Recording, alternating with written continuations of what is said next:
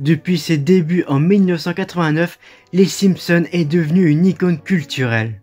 Plus qu'une simple émission de télévision, Les Simpsons a infiltré toutes les formes de médias.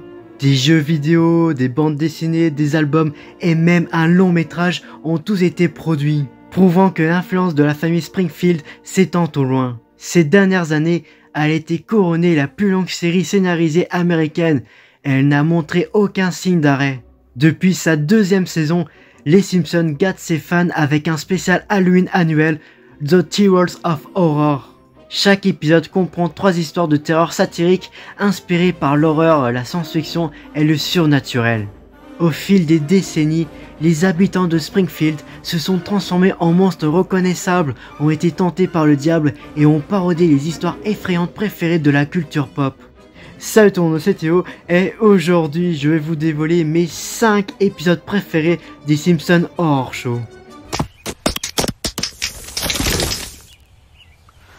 Ouh, elle est vachement douce cette robe. Hi, regardez, j'ai enfin trouvé un vêtement d'amour qui me va au poil. Alors Homer Simpson a occupé plusieurs emplois au cours de la série, cet épisode le voit assumer lui-même le rôle de la faucheuse. Comme pour toutes ses responsabilités, Homer ne prend pas le poste aussi au sérieux qu'il le devrait. Il y a aussi une mésaventure amusante avec Bart et Milhouse alors qu'ils mettent la main sur une montre qui peut arrêter le temps.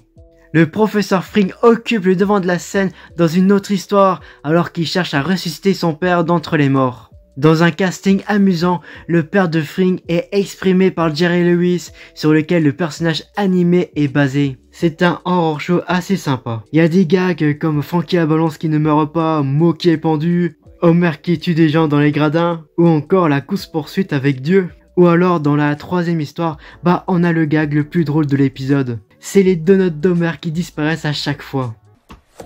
Hey. Mais qu'est-ce que...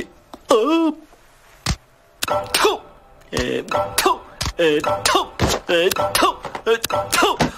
je peux pas continuer. Donc oui, c'est un bon épisode. Allez, Guigo. Remue-toi l'affreux.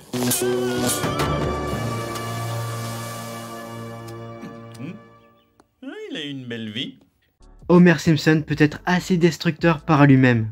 Nous les fans peuvent donc imaginer les ennuis qui sont causés lorsqu'il y a des duplications sans fin de lui. Et c'est le dilemme du premier segment de cet épisode de la saison 14, alors qu'Homer se clone à l'aide d'un hamac magique. Il y a aussi une histoire dans laquelle les habitants de Springfield décident d'abandonner leurs armes à feu avec des conséquences inattendues alors qu'une armée de zombies armés descend sur la ville.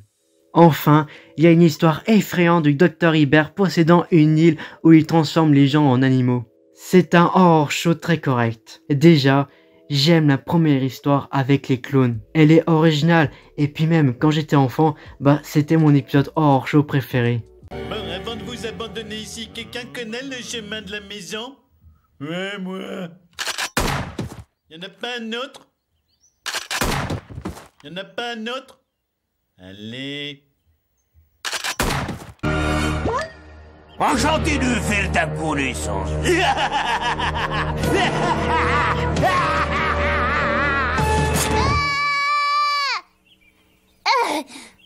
C'était juste un rêve.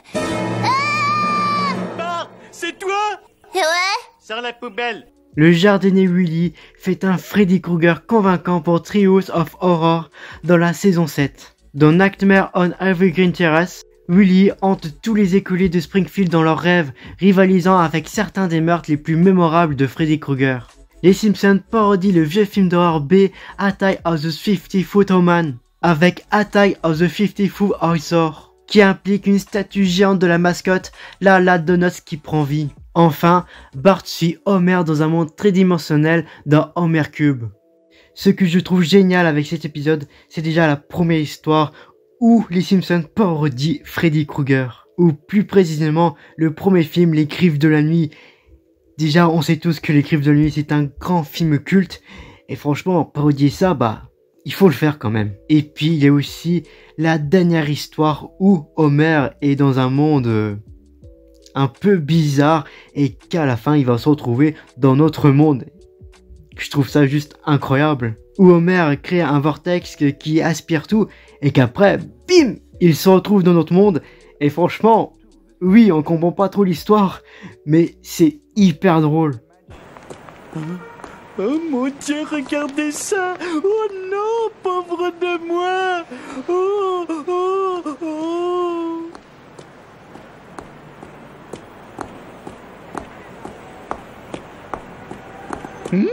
Des gâteaux érotiques!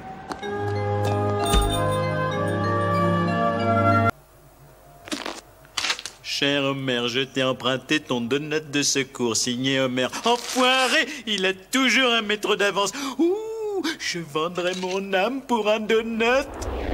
Ma foi, ça peut s'arranger. Oh, Flanders, c'est toi le diable!